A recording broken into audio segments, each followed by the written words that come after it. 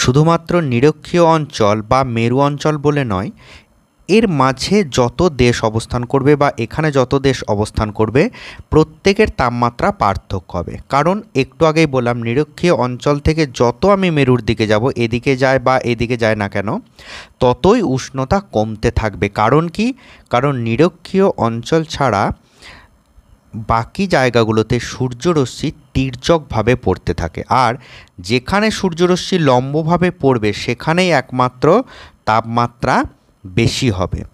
যেখানে তির্যকভাবে পড়বে সেই জায়গাগুলোতে তাপমাত্রা কিন্তু কম হবে।